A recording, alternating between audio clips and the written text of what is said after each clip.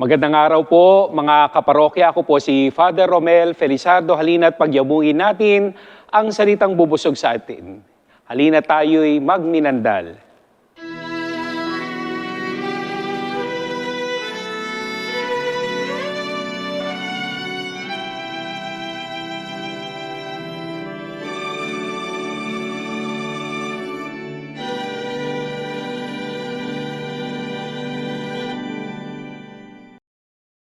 Narinig natin na sinabi ni Jesus sa Ebanghelyo ngayong linggo, tandaan ninyo, malibang mahulog sa lupa ang butil ng trigo at mamatay, mananatili itong nag-iisa, ngunit kung mamatay, ito'y mamumunga ng marami.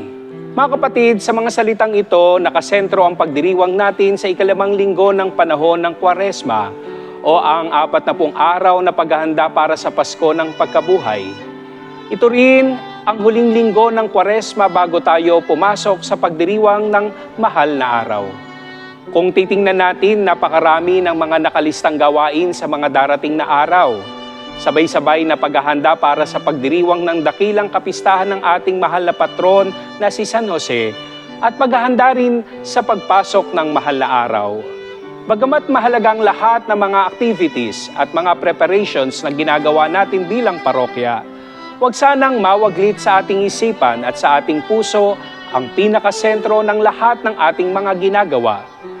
Baka sa huli nagawa natin ang lahat, napagod tayong lahat, pero hindi naman nadala ang sarili sa higit na lalim ng kahulugan ng ginagawa.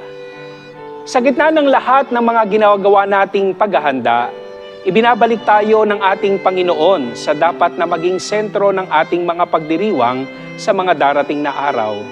Sinabi niya, ang banal na krus ay kailangan muna niyang harapin at batain bago niya makamit ang tagumpay dulot ng kanyang muling pagkabuhay. Malinaw na sinasabi niya sa atin na magkaugnay ang krus at muling pagkabuhay at hindi ito maaaring paghiwalayin. Ipagkakaloob ng Diyos sa sangkatauhan sa pamagitan ng krus at ng muling pagkabuhay ni Jesus ang pinakadakilang biyaya ng kanyang pagliligtas.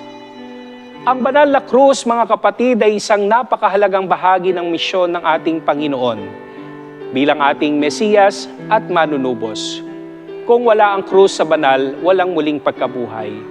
Ang kamatayan ni Jesus sa banal na krus ay humahantong sa tagumpay ng buhay na nagpapakita na ang pag-ibig ay mas malakas kaysa kamatayan. Sa mga tuwid, mga kapatid, ang koneksyon sa pagitan ng kamatayan at pagkakaroon ng buhay ay hindi lamang naaangkop kay Jesus. Ito rin ay para sa ating lahat na kanyang tagasunod. Sa paraan ng pamumuhay natin, tayo ay dapat din dumanas katulad na proseso ng pagkamatay sa sarili para sa pagkakaroon ng espiritual na bunga. Ang pagdurusa at kaginhawaan na nararanasan ng mga Kristiyano ay nakikita sa magkaugnay sa mga pagdurusa ni Jesus na humahantong sa malalim na kaaliwan sa pamamagitan ng pagbubuhos ng kabutihan na nagmumula sa banal na krus at sa ating mga banal na pagsasakripisyo. Sa makatuwid sa ating sariling buhay, ang mensahe ng ating Ebanghelyo ngayon ay tumatawag sa atin na yakapin ang katulad na landas na tinahak ni Jesus, ang paglimot sa sarili, pagsunod at pag-ibig sa pagsasakripisyo. Sa pamamagitan ng pagpapaubaya ng ating mga sarili, mga hangarin at kaakuhan, maaari tayong magbunga sa mga tuntunin ng espiritual na paglago, paglilingkod sa iba at sa mas malalim na kaugnayan sa Diyos. Nangangailangan ito ng pag-ayon natin na unahin namang ang mahalagang mensahe ng Ebanghelyo at isabuhay ito at isang tabi muna ang mga makamundong alalahanin. Susunod tayo sa halimbawa ni Jesus sa kanyang lubos na pagbibigay ng sarili para sa kapakanan ng iba. Nawa ang lahat ng ating mga pagsusumikapang gawin sa mga darating na araw ay nakaugat sa pagiging hindi makasarili, pagsunod sa kalooban ng Diyos at kahandaang sumaalalim sa personal na pagbabago para sa higit na kaluwalhatian ng Diyos. Amen.